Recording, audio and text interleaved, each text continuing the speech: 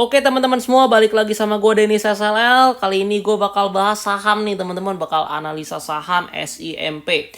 Oke, sebelum masuk ke video seperti biasa gue minta tolong teman-teman untuk bantu subscribe dulu dan jangan lupa nyalain lonceng supaya channel ini bisa terus berkembang dan mengedukasi masyarakat Indonesia seputar literasi keuangan dan juga investasi. Dan juga nyalain lonceng supaya kalian gak ketinggalan informasi seputar saham tentunya, oke? Nah, gue pengen analisa nih saham SIMP nih teman-teman, yaitu PT Salim Infomas Pratama Tbk. Ya, nah PT Salim Infomas Pratama Tbk dengan kode saham SIMP merupakan salah satu grup agribisnis terbesar yang terdiversifikasi serta terintegrasi secara vertikal di Indonesia. Nah, kegiatan utama dari SIMP ini meliputi seluruh mata rantai pasokan dari penelitian dan pengembangan, pemulihan benih bibit, ya, pembudidayaan dan pengelolaan kelapa sawit hingga produksi serta pemasaran produk seperti minyak goreng, margarin dan juga shortening. Nah, ini contohnya kayak gini nih, teman-teman nih. Nah, sebagai grup agribisnis ya, si SIMP melakukan pembudidayaan juga komunitas tebu, karet, tanaman lainnya ya, pokoknya lengkap deh, dan salah satu perusahaan perkebunan kelapa sawit terbesar ya yang memimpin pasar minyak goreng di Indonesia. Kayak gitu nih teman-teman, dan ini bisa dilihat ya, ini integrasinya dari kelapa sawit dari ini nih yang nomor 1 sampai nomor 6 nih yang kalian tahu nih pasti nih Bimoli ya kan. Ini produknya, produk-produk minyak goreng, margarin dan sebagainya macamnya. Nah, ini sedikit lagi tentang PT Salim Infomas Pratama Tbk ya. Jadi pada tanggal 31 Desember 2019 Divisi Perkebunan memiliki lahan inti seluas 302.000 hektar, teman-teman. Nah, di mana 83%-nya atau 250.000 hektar ditanami kelapa sawit. Nah, 6%-nya sekitar 16.000 hektar ditanami karet. Nah, 4%-nya atau 13.000 hektar ditanami tebu. Sedangkan sisanya adalah tanaman lain. Nah, terutama hutan, tanaman industri, kakao, teh. Nah, tapi ini yang paling besar nih bisa dilihat ya, teman-teman ya. Sekitar 83% nih, 251.000 hektar itu di kelapa sawit. Nah, grup SIMP ini juga menjalin kemitraan dengan petani plasma untuk lahan perkebunan kelapa sawit dan karet seluas 89.000 hektar. Nah, habis itu juga untuk mendukung upaya peningkatan kualitas dan hasil perkebunan panen, ini divisi perkebunan juga mengelola 2 pusat penelitian nih, penelitian dan pengembangan atau litbang ya. Yang pertama itu ada di Sumatera ya, Bioscience ya. Dan yang kedua itu ada di PT Sarana Inti Pratama, kalau nggak salah, Sains di Pekanbaru, Riau gitu. Jadi pusat-pusat litbang tersebut memiliki spesialisasi di bidang program pemuliaan bibit, benih bibit unggul dan teknik budidaya. Oke, kayak begitu teman-teman. Nah, sekedar info juga, SIMP ini mengoperasikan 27 pabrik kelapa sawit ya di Sumatera dan Kalimantan, dengan total kapasitas pengelolaan tandan buah segar itu sebesar 7 juta ton per tahun.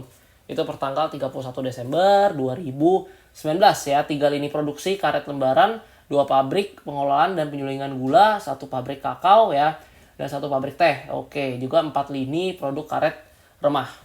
Oke, kayak gitu kurang lebih. Nah, ini masuk nih produk nih teman-teman. Pasti teman-teman tahu lah, apalagi yang sering masak di dapur ya, pasti sering lihat ya. Ini divisi minyak dan lemak nabati ya. Jadi tadi kan udah dijelasin bahwa produknya itu meliputi minyak goreng, margarin, juga shortening ya. Nah, ini produk-produk konsumen ya. Ada berbagai merek nih, yaitu Bimoli ya, Bimoli Spesial, D5, juga ada Happy untuk minyak goreng, serta Palmia ya, dan juga Royal Palmia. Dan ini ada untuk Amanda dan Palmia itu untuk margarin nih ya, yang gue lingkarin. Oke, kurang lebih seperti itu mengenai dari profilnya si inilah PT Salim Infomas ini, dan juga produk dari SIMP gitu. Oke teman-teman, nah ini gue pengen cerita sedikit nih. Kenapa sih mungkin kalian pas pertama kali nonton video ini kirain, wah ini pasti langsung bahas analisa fundamental, kalau nggak teknikal nih, ngomongin angka, kalau nggak grafik. Tapi kenapa nih harus tahu dulu bisnisnya, harus tahu tadi jumlahnya berapa hektar ya, sektornya di mana aja, agrikultur segala macam, kelapa sawit. Terus harus tahu juga nih produknya. Jadi sebenarnya simpelnya gini. Waktu kita membeli suatu saham, itu kita membeli kepemilikan dari suatu perusahaan. Misalnya contoh nih, gue punya coffee shop nih. Ya, gue tawarin ini valuasi 100 juta. Nah, lu mau nggak invest 20%, 20 juta di sini? Pasti lu bakal banyak tanya ke gue. Ya, coffee shop itu lu daerah mana? Bakal rame nggak? Kopinya, menunya ada apa aja? Enak nggak? Harga jualnya berapa? Masuk nggak di market sana? Nah, kalau udah lu survei, kira-kira ini bisa rame, lu baru mau invest dong. Kalau sekarang aja kopinya nggak enak, menunya cuma 1 biji, tempatnya juga jalanannya sepi, nggak bisa parkir, lu mana mau invest? Nah itu kita kan analisa dulu ya kan. Nah sama ketika kita mau membeli saham perusahaan, kita harus analisa perusahaannya dulu ya, baik dari perusahaannya seperti apa ya, bisnisnya seperti apa, di bidang apa, produknya apa. Kalau kita udah analisa, udah oke, baru kita beli sahamnya. Jadi kita kenalan dulu nih. Nah jadi ini salah satu cara menganalisa saham. Jadi kita kenalan dulu sama perusahaannya. Nah kita masuk nih analisa dari sisi fundamental ya, oke ya. Ini tadi gue ada coret-coret, gue hapus dulu bentar. Nah teman-teman, sebenarnya nih, yang ini itu juga yang tadi itu sebelumnya yang di atas ya, sebentar ya. Nah ini itu yang tadi kita kenalan sama ini itu juga udah analisa fundamental. Cuman tuh lebih ke analisa fundamental kualitatif. Nah kalau di sini ya kita berbicara angka-angka gini, ini lebih ke analisa fundamental kuantitatif. Jadi analisa fundamental itu ada dua sebenarnya, kualitatif dan kuantitatif. Oke. Nah, teman-teman, kita bisa lihat nih ya di sini ya, di sebelah kiri ya. Gue udah beda, ini ada beberapa warna nih ya. Yang warna kuning gue jelasin dulu. Ini adalah perhitungan dari harga saham. Kalau yang warna biru ini dari kemampuan dia bayar hutang, bagus atau enggak nih. Kalau dari oranye itu NPM dan ROE itu dari segi pendapatan, dan yang hijau itu dari segi growth gitu. Oke, kita bahas dulu nih ya dari yang kuning ya. Ya, teman-teman. Teman-teman bisa lihat di sini. Ya ini ada PER dan PBV ya. Kalau kita lihat nih PER-nya nih ya. Dari tahun 2016 nih data 5 tahun ke belakang ya. 2015 sampai 19 ya. Nah dari segi PER-nya ini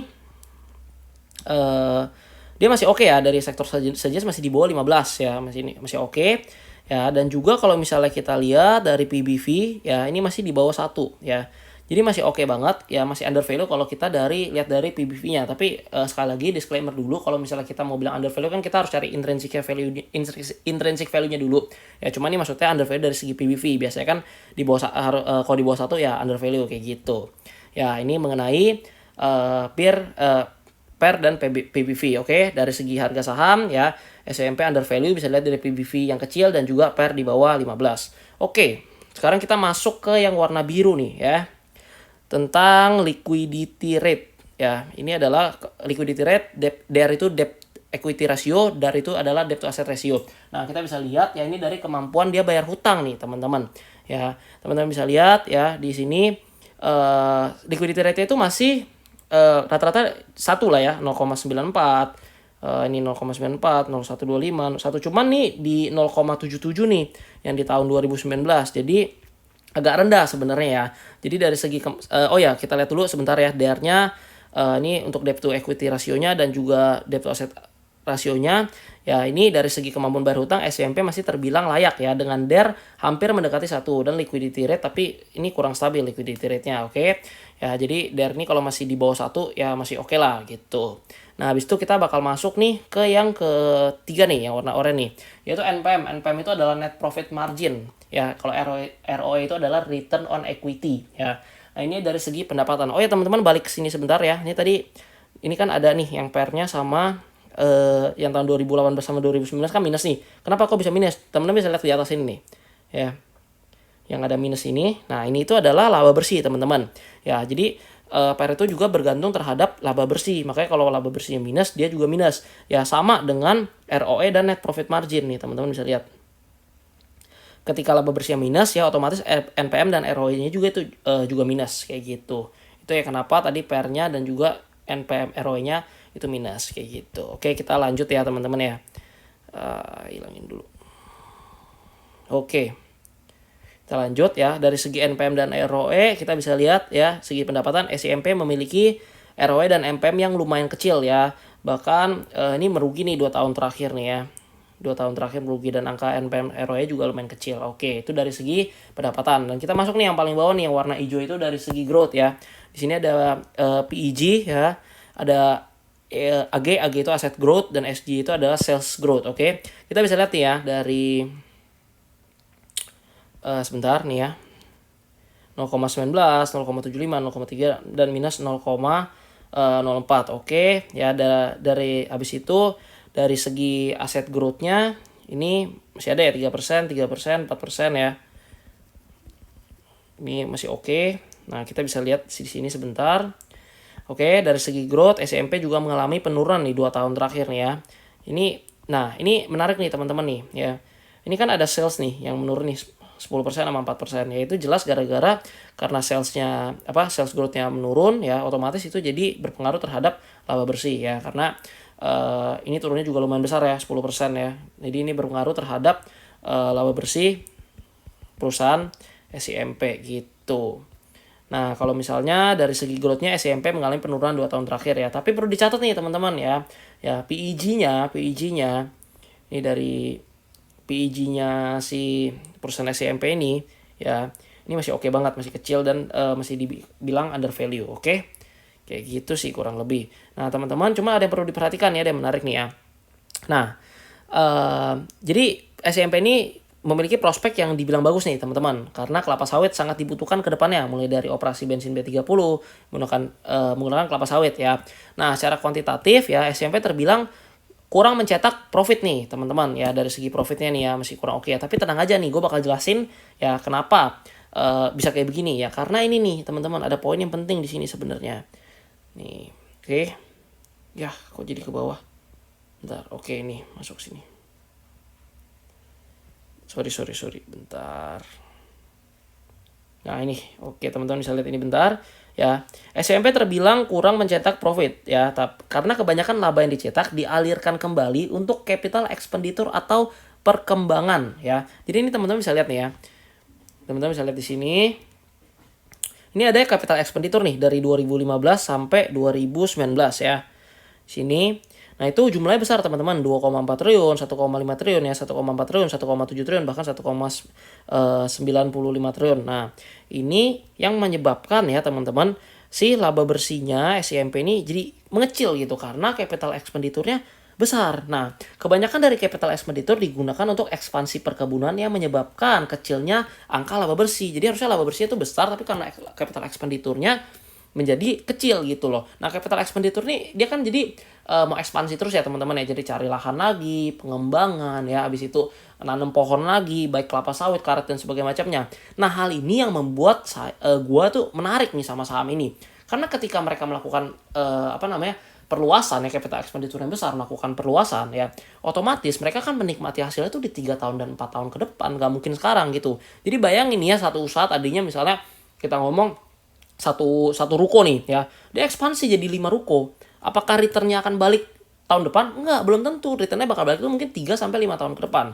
Nah itu yang menyebabkan SIMP kalau misalnya kita mau coba growth investing ini masih layak ya, tapi dengan kita harus liatin terus nih, analisa terus tiap laporan keuangannya ya. Tapi kalau untuk value investing mungkin kita cari nilai intrinsiknya ya, dia mungkin nggak under value ya teman-teman ya.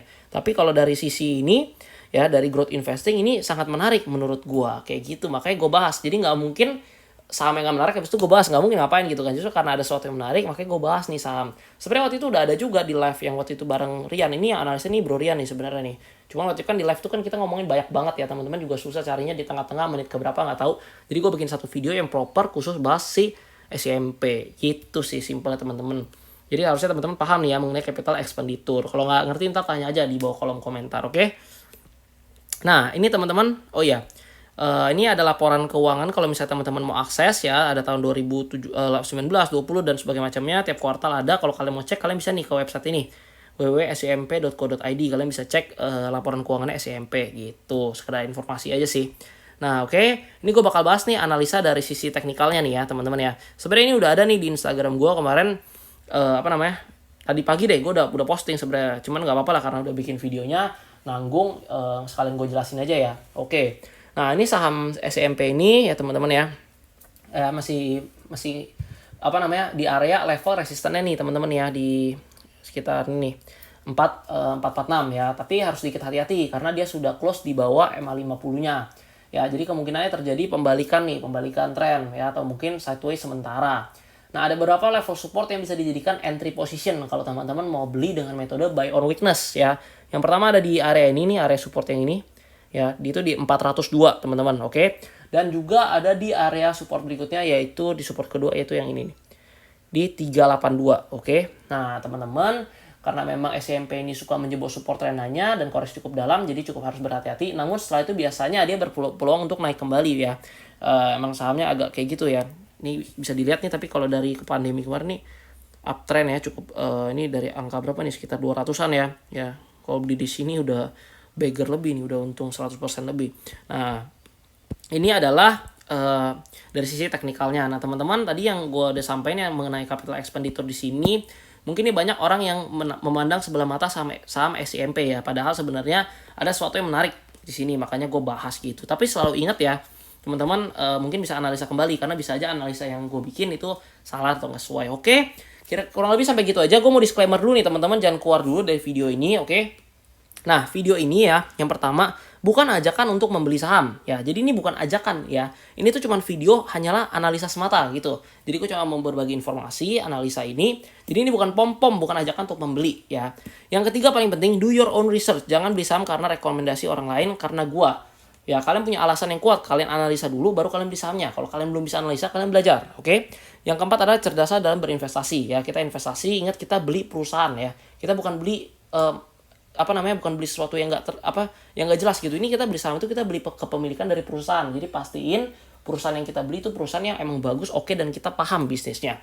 Kayak gitu sih simpelnya. Jadi ingat, disclaimer sekali lagi, ini video bukan ajakan untuk membeli ataupun pom-pom. Oke? Nah, oke teman-teman semua, jangan lupa ya follow gue. Kita bisa ketemu di Instagram @DenisSLL, TikTok juga DenisSLL. Gue sering bahas saham.